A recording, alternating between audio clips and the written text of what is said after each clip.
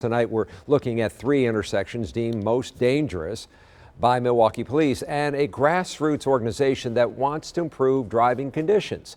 Rebecca Clough goes in depth on these intersections and what changes are in the works. For more than 40 years, Lester Staple has owned the hardware store right on the corner of 35th, Burleigh and Fond du Lac.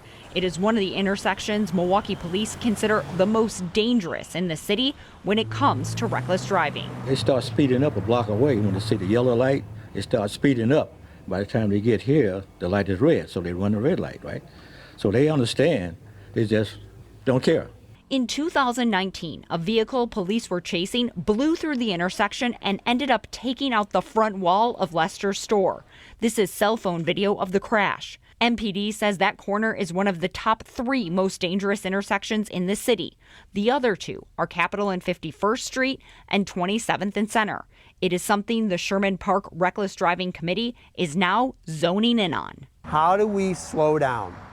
How do we begin to calm our traffic? They called on the Wisconsin Department of Transportation to study the 2 intersections that fall into the Sherman Park neighborhood boundaries. Something that we really hope to get out of this study, rather than just, looking at how we can bring down crashes, is to really kind of get community feedback and help understand. When the DOT looked closer at all 3 intersections, they found that 1 in 3 of the crashes that happen at those locations result in serious injury, compared to 1 in 5 of all crashes citywide. We know that injury crashes happen disproportionately in these intersections because they are one of the top hotspots. But the first thing we really wanted to clarify is red light running contributing to that.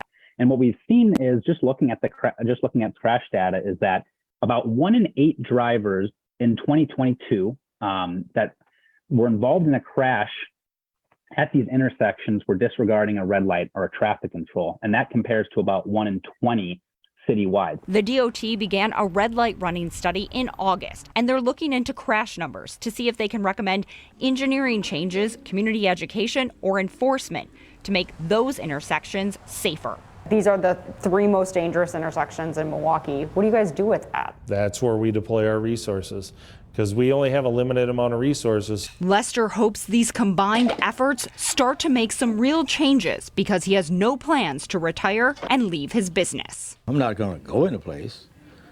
Have to deal with it, as it is.